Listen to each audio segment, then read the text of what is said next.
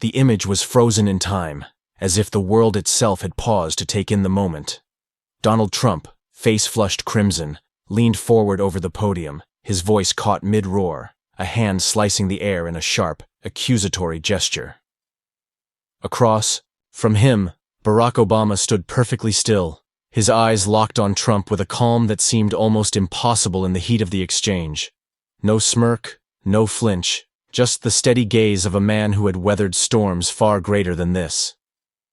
3 Studio lights burned hot overhead, casting sharp shadows across the stage. Cameras zoomed in, capturing every twitch, every bead of sweat, every flicker of emotion. The audience, packed shoulder to shoulder, sat in a silence so taut it felt like a wire about to snap. Somewhere in the control room, a producer mouthed, "To the crew, stay on him, don't cut away." And then it happened. In one sentence, Barack Obama dismantled Donald Trump's narrative, and the world watched it live. His voice was low, deliberate, each word landing like a measured strike. There was no rush, no need to shout. The power was in the precision, in the unshakable confidence that comes from knowing the truth is on your side. Trump's expression shifted, just slightly at first. A blink, a tightening of the jaw. The kind of micro-reaction that only the most seasoned observers would catch, but that would replay endlessly in slow-motion clips across social media within the hour. The tension in the room was electric, almost visible, like heat rising from asphalt on a summer day. Every person watching, in the studio, at home, on their phones, could feel it. This wasn't just a clash of personalities. It was a collision of two visions of America, live and unfiltered. Obama didn't move, didn't break eye contact. The silence after his words was deafening, the kind of silence that demands a response but offers no safe way to give one. Trump opened his mouth, but for a fraction of a second, nothing came out. It was the kind of moment that doesn't just make headlines, it makes history. But this wasn't just another TV spat. What happened next would send shockwaves through the nation. The clash didn't happen in a vacuum. It was the product of months, some would say years, of mounting tension, sharpened rhetoric, and a nation split down the middle. The political climate was a tinderbox, every headline another spark. In the weeks leading up to this broadcast, the airwaves had been dominated by bitter exchanges, accusations of corruption, and a relentless war over the very definition of truth. Trump had been on a tear, holding rallies that felt more like battle cries, painting himself as the lone warrior against a corrupt establishment. His base roared with approval, their chants echoing through arenas and spilling into the digital world. Cable news ran his soundbites on a loop, each one more incendiary than the last. The strategy was clear: dominate the conversation, drown out dissent, and force the opposition to play defense. But Obama was no ordinary opponent. Since leaving office, he had largely stayed above the fray, choosing his moments carefully. When he spoke, it wasn't to chase headlines, it was to shape them. And now, with the stakes higher than ever, he had agreed to appear on live television opposite Trump. The announcement alone sent shockwaves through the political landscape. Commentators called it the showdown America didn't know it needed. The night of the broadcast, the country was watching with bated breath. For many, this wasn't just about two men. It was about two visions of America colliding in real time. On one side, a leader who thrived on chaos, who wielded outrage like a weapon. On the other hand, a statesman who believed in the slow, steady power of reason. The tension was more than personal. It was about the survival of democratic norms, the integrity of public discourse, and the fragile trust between leaders and the people they serve. Every word spoken on that stage would ripple outward, into living rooms, into classrooms, into the feeds of millions scrolling late into the night. Trump came out swinging, his voice booming, his hands carving the air. He accused, he mocked, he painted himself as the victim of a grand conspiracy. The crowd in the studio shifted in their seats, some nodding, others frowning. For a moment, it seemed he was controlling the tempo, forcing Obama into the role of quiet observer. But those who knew Obama's style understood what was happening. He was listening, letting the storm burn itself out. His stillness wasn't weakness, it was calculation. Every barb Trump threw was another thread in a web he didn't realize he was weaving around himself. The cameras caught it. The faintest narrowing of Obama's eyes, the subtle inhale before a decisive move. Viewers at home leaned closer to their screens, sensing that something was about to shift. Social media lit up with speculation. He's about to say something big. And then, the moment crystallized. The noise, the bluster, the verbal jabs, all of it seemed to hang in the air, waiting for the counterpunch. And just when it seemed Trump had the upper hand, Obama leaned forward. Donald Trump had always understood one thing better than most politicians: the power of spectacle. Long before he descended that golden escalator to announce his candidacy, he had mastered the art of commanding attention. In the boardroom, on reality television, and later on the campaign trail, he cultivated an image of the unflinching dealmaker, the man who would say what others wouldn't, who thrived on breaking the rules and daring anyone to stop him. His confrontations were never accidents. They were calculated performances designed to dominate the news cycle and force his opponents into a reactive posture. If a critic challenged him, he would brand them with a nickname, repeat it until it stuck, and watch as the media amplified it for free. If a scandal threatened to engulf him, he would flood the airwaves with a bigger, louder controversy, shifting the conversation before the first one could take root. It was a strategy that had worked time and again. In debates, he interrupted, relentlessly, throwing his rivals off balance. In interviews, he pivoted away from uncomfortable questions with a barrage of unrelated claims. On social media, he bypassed traditional gatekeepers entirely, speaking directly to millions in a tone that was part showman, part street brawler. For his supporters, this was authenticity. For his critics, it was chaos. But either way, it kept him at the center of the story. There was an arrogance to it. Not just in the words he chose, but in the way he carried himself. He projected absolute certainty, even when the facts were against him. He dismissed experts, mocked opponents, and treated institutions as obstacles to be bulldozed rather than respected. To his base, this was strength. To others, it was a dangerous disregard for truth and norms. Contradictions were part of the package. He could call for unity one moment and launch a personal attack the next. He could claim to be the champion of the working class while boasting about his wealth. He could decry fake news while amplifying unverified rumors. These inconsistencies didn't weaken him in the eyes of his loyalists. They reinforced the idea that he was playing a different game, one where the usual rules didn't apply. And the media, for years, had been both his foil and his fuel. Outrage made for good ratings. And Trump knew it. He understood that every fiery exchange, every viral clip, every headline with his name in it, whether flattering or damning, kept him in the public consciousness. He didn't need to win every argument. He just needed to make sure the argument was about him. But there was a cost to this approach, one that was harder to see in the early days. The same tactics that allowed him to dominate also left him exposed. By relying on volume over substance, he created openings for opponents who could remain calm under fire. By dismissing facts in favor of spectacle, he gave skilled debaters the chance to dismantle his claims piece by piece. And by making every confrontation personal, he risked underestimating those who refused to be baited.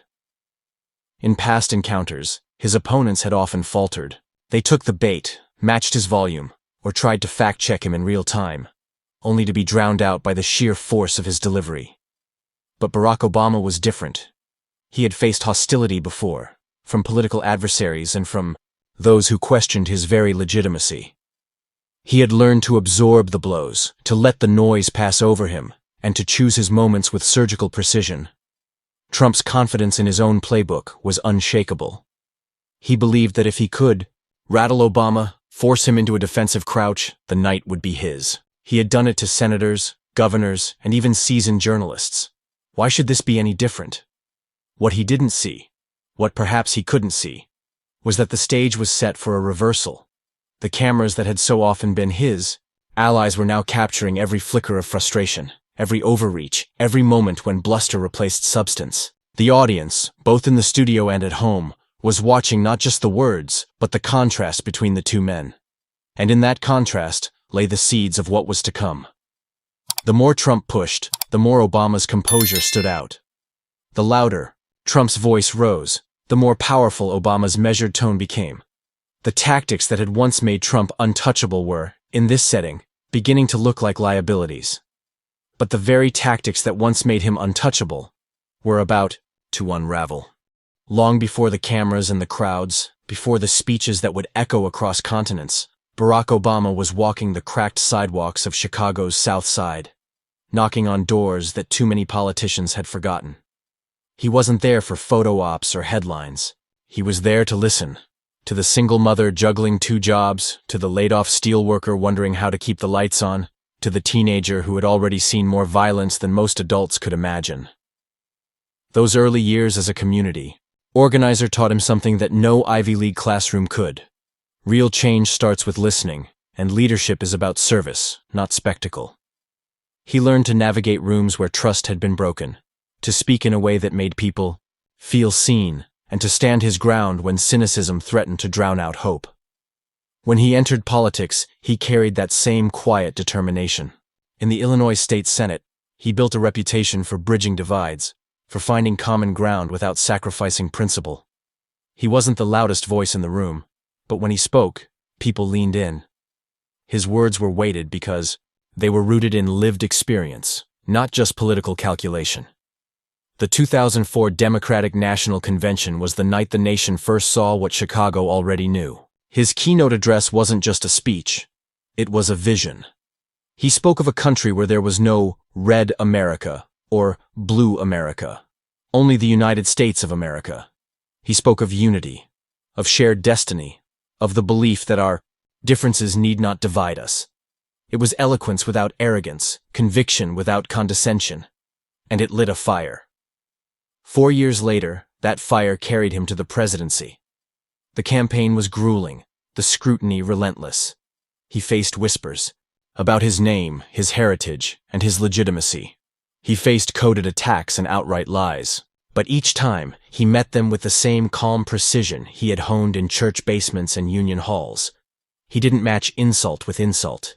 He dismantled them with facts, with patience, with an unshakable belief in the intelligence of the American people. The Oval Office tested him in ways no campaign could. 2 wars, a financial crisis, a nation on edge. Every decision was dissected, every word parsed. He learned to carry the weight of the presidency without letting it crush his clarity. He learned that sometimes the most powerful move was not to react immediately, but to wait, to let the noise subside before delivering the line that would cut through it all. And through it all, he never forgot the lessons of the South Side. That dignity is not weakness, that restraint is not passivity. The measure of a leader is not how loudly they speak, but how deeply they are heard.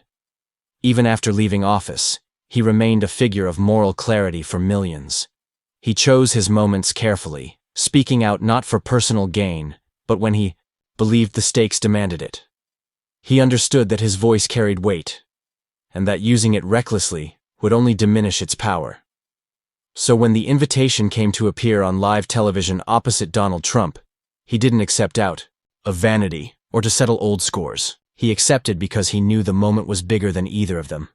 The country was in the grip of a political fever. Truth was under siege, and millions were hungry for a reminder that leadership could still mean something noble. He prepared, not with rehearsed zingers or flashy one-liners, but with the same discipline that had carried him from community meetings to the White House.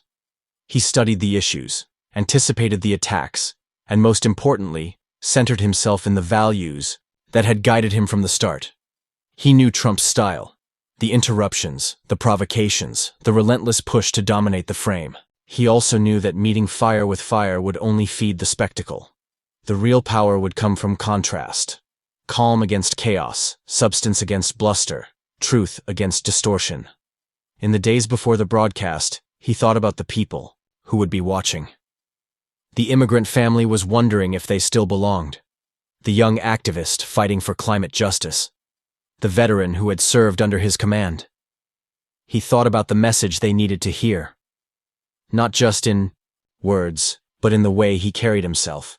Because for Obama, this was never just about winning an argument. It was about showing, in real time, that dignity could stand its ground against derision, that composure could outlast outrage, and that the truth, when spoken with clarity and conviction, could still cut through the noise.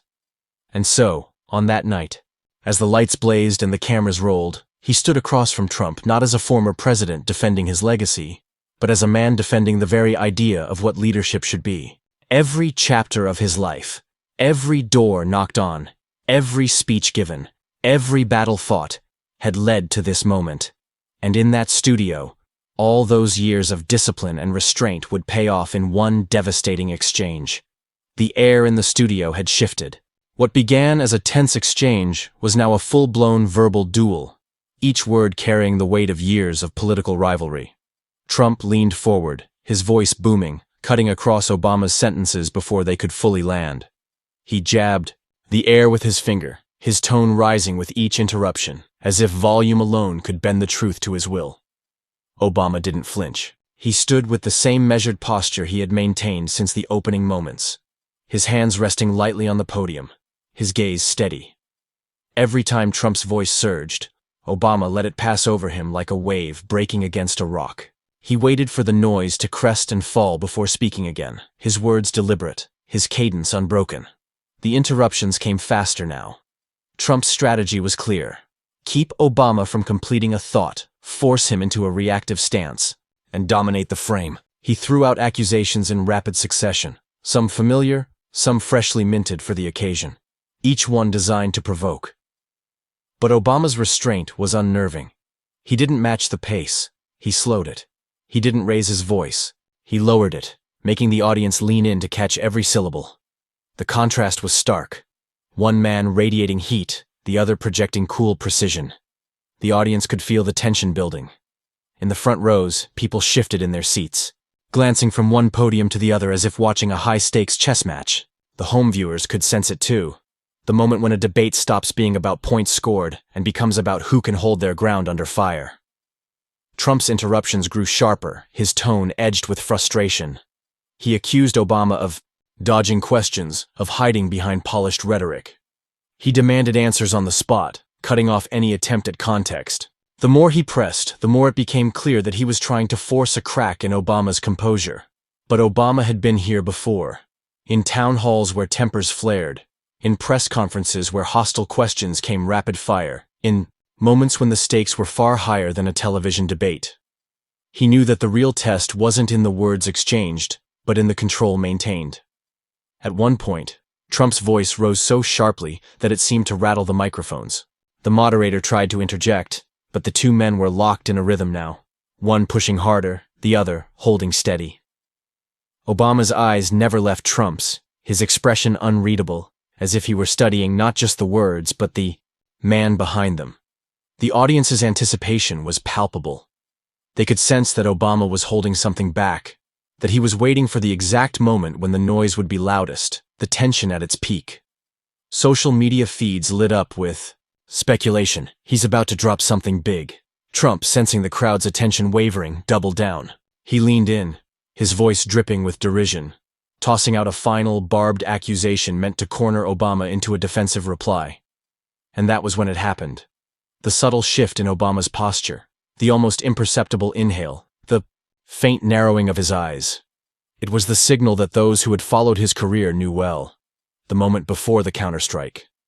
The room seemed to contract, the noise of the crowd fading into a tense hush. Even Trump paused, just for a heartbeat, as if some instinct told him that the balance of the exchange was about to change. Then, with millions watching, Obama delivered the line that would echo for days. Obama didn't rush. He let the last of Trump's words hang in the air, the echo of them still bouncing off the studio walls. The silence that followed was deliberate, a silence that made every person in the room lean forward, straining to hear what would come next. When he finally spoke, his voice was low, steady, and unhurried. "You know," he began, "there's a difference between making noise and making a point." The words were simple, but they landed with the weight of a gavel. Trump shifted, his jaw tightening. He opened his mouth to interject, but Obama kept going, his tone never rising, his cadence unbroken. "We've heard a lot tonight about what's wrong with America. We've heard accusations, we've heard insults, We've heard stories that sound good on television, but fall apart when you check the facts. He paused, letting the sentence breathe. So let's check them. And then methodically, he began dismantling Trump's claims one by one. When Trump had boasted about record job creation, Obama calmly cited the actual Labor Department figures, noting the trend had begun years before Trump took office. When Trump claimed his policies had secured the border like never before, Obama referenced bipartisan reports showing the numbers told a different story. Each rebuttal was precise, sourced, and delivered without a hint of malice, just the quiet authority of someone who had done his homework. The audience reacted in waves. A murmur here, a sharp intake of breath there.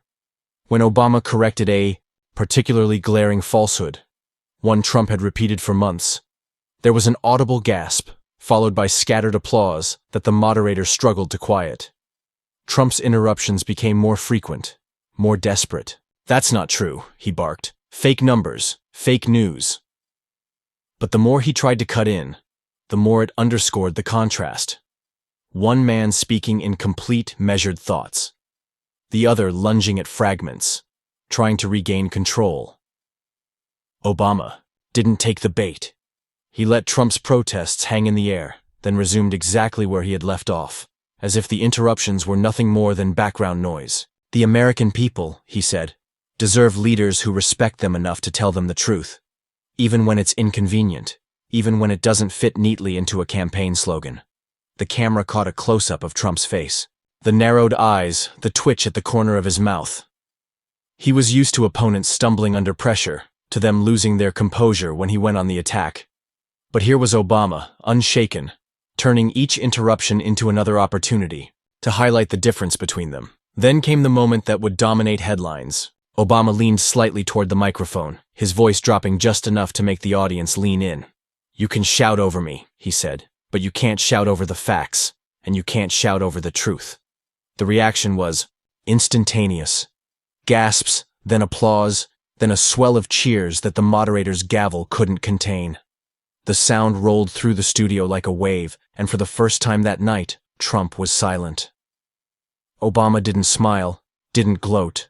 He simply straightened, letting the noise wash over him, and when it subsided, he delivered the final stroke. "This isn't about you or me," he said.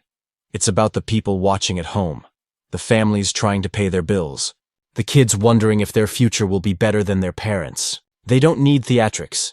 They need solutions, and they deserve leaders who put them first." It was a masterclass in control, not just of the facts, but of the room itself. Every pause was intentional, every phrase crafted to land with maximum impact. The more composed Obama remained, the more Trump's frustration showed. He shifted in place, his hands gripping the podium, his voice rising when he finally spoke again. But by then, the dynamic had shifted. The audience wasn't hanging on to Trump's words anymore. They were watching Obama, waiting for the next precise strike. Social media was already ablaze, clips of the "you can't shout over the truth" line spreading like wildfire. Commentators were typing furiously, sensing they had just witnessed the defining moment of the night. Trump tried to regain his footing, launching into another attack, but it lacked the same force. The rhythm of the exchange had changed, and everyone in the room knew it. Obama had seized the tempo, and he wasn't letting go. He closed his rebuttal with a line that felt less like a political jab and more like a moral statement. "Leadership," he said, "isn't about who can talk the loudest. It's about who can listen the longest, think the clearest, and act in the best interest of the people. All the people." The applause that followed was sustained, almost defiant. It wasn't just approval, it was relief.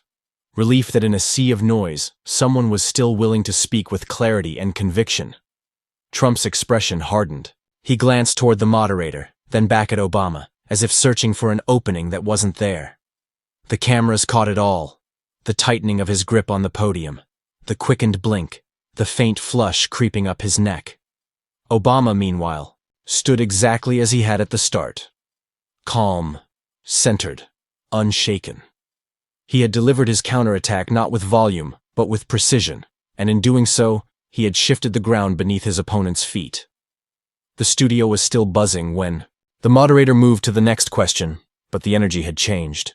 The audience knew they had just seen something rare. A moment when truth didn't just survive the noise. It silenced it. But the real explosion was yet to come. And it wouldn't be from Obama.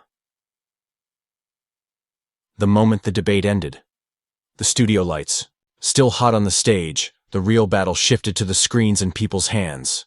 Within minutes, Twitter, Instagram, and TikTok were ablaze. The clip of Obama leaning into the microphone. "You can shout over me, but you can't shout over the truth," was everywhere. It was replayed in slow motion, remixed with dramatic music, and turned into GIFs that looped endlessly. Hashtags exploded into the trending list.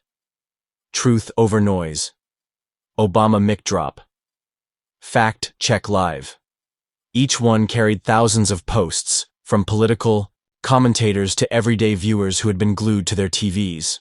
Memes flooded timelines, side-by-side images of Obama's calm face and Trump's reddened animated expression, captions dripping with irony.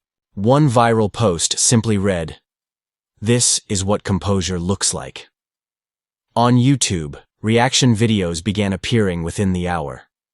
Influencers paused the footage frame by frame, dissecting Obama's delivery, pointing out the subtle shifts in Trump's demeanor. TikTok creators stitched the clip into everything from comedic skits to heartfelt monologues about leadership. The moment had transcended politics. It had become cultural currency. Cable news networks scrambled to keep up.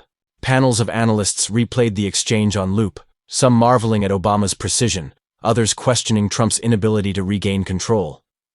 On progressive outlets, the tone was celebratory, a long-awaited reminder, they said, that facts could still win the day. Even some traditionally neutral anchors couldn't hide the astonishment in their voices as they described the exchange. Celebrities joined the chorus. Actors, musicians, and athletes tweeted their reactions, some with single-word posts like "wow" or "finally," others with longer reflections on what the moment meant for the country. A Grammy-winning singer posted a photo of Obama with the caption, "This is the energy we need in 2025. A retired NBA star wrote, "That's how you handle the full-court press." Political strategists weighed in, noting how rare it was for a single line to dominate the news cycle so completely. They compared it to historic debate moments, the kind that get taught in political science classes decades later.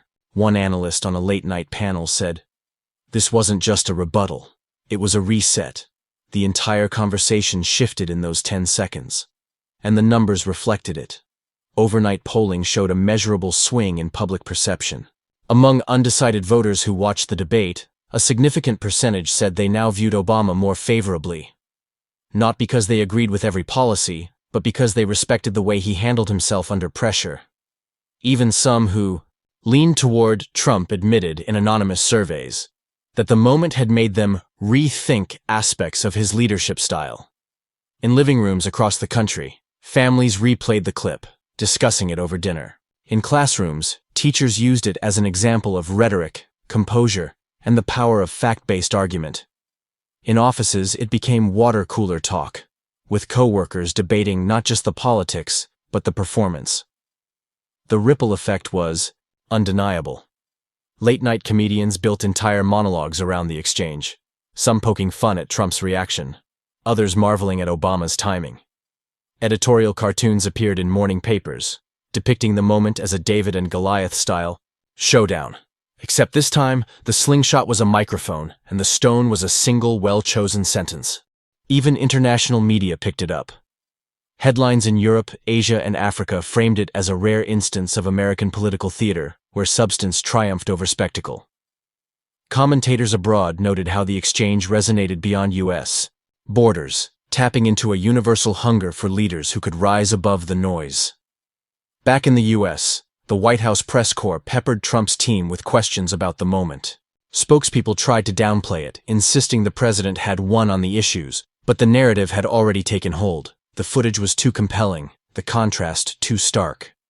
By the next morning, the clip had been viewed tens of millions of times across platforms. Hashtags continued to trend, and new ones emerged. Lead with facts, calm wins, presidential poise. The conversation had shifted from policy points to a broader reflection on what kind of leadership the country wanted. And through it all, Obama remained silent. No follow-up interviews, no victory lap on social media. His restraint only amplified. The impact. The moment spoke for itself. Supporters framed it as proof that he didn't need to chase the spotlight. The spotlight found him when it mattered. For Trump, the challenge was clear. His usual strategy, flooding the zone with new controversies, was struggling to break through. Every attempt to pivot the conversation was met with another replay of the clip, another meme, another headline. The moment had become a prism, through which everything else was now viewed. It was more than a viral soundbite. It was a cultural flashpoint, a reminder that in an age of constant noise, clarity could still cut through. And as the dust settled, one truth became impossible: to ignore. When the applause finally ebbed and the moderator moved on, Obama didn't rush to fill the air. He let the moment breathe, the weight of what had just happened settling over the room like a quiet verdict. Then, with the same measured tone that had carried him through the night, he began to speak. Not to Trump, not even to the moderator, but to the millions watching beyond the cameras. "This isn't about winning a debate," he said, his voice steady. "And it's not about proving someone wrong for the sake of it. It's about what kind of country we want to be, and what kind of people we want to be to each other." He spoke of dignity, not as a political strategy, but as a way of life. He reminded viewers that outrage burns hot but burns out quickly, while integrity endures. "You can build a career on noise," he said, "but you build a legacy on truth." The words were simple, but they carried the authority of someone who had lived them. He drew on the stories of ordinary Americans: the nurse who works double shifts without complaint, the teacher who buys supplies out of her own pocket, the immigrant who starts a business from nothing. "These are the people who keep this country going," he said. "They don't have time for theatrics. They don't measure success by how loudly they can shout. They measure it by the lives they touch, the promises they keep, the example they set." The audience was silent now, not out of tension, but out of focus. Even those who had come expecting a fight were leaning in, drawn by the shift from confrontation to reflection. Obama's words weren't just a counter to Trump's bluster. They were an invitation to imagine something better. He spoke of leadership, as service, of the responsibility to tell the truth even when it's unpopular, of the courage it takes to listen before speaking. "Facts aren't partisan," he said. "They're the foundation we stand on. And when we abandon them, we're not just losing an argument, we're losing our way." Trump stood still, his expression unreadable, as Obama continued. There was no gloating, no victory lap. The power of the moment was in its restraint, in the way Obama refused to make it about himself. He closed with a reminder that the measure of a leader isn't found in the volume of their voice, but in the trust they earn. "We can disagree on policies," he said, "but we can't disagree on the value of honesty. We can't disagree on the need for respect. And we can't forget that the world is watching, not just what we say, but how we say it." The words hung in the air, not as a challenge, but as a charge. They were meant to outlast the debate, to echo in living rooms and classrooms and quiet moments of self-reflection. And then, with the faintest pause, he delivered the line that would seal the night's legacy, because in the end, history doesn't remember the loudest voice. It remembers the truest one. The image of that night will linger. Donald Trump, voice raised and fists cutting the air, and Barack Obama, steady as stone, delivering the line that sliced through the noise and left the nation talking. "You can shout over me, but you can't shout over the truth." It was more than a debate moment.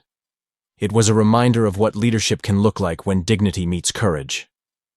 This clash wasn't just about two men on a stage. It was about the values we choose to elevate. It was about whether we reward volume or vision, bluster or backbone. And in that studio, before millions of eyes, the answer was clear.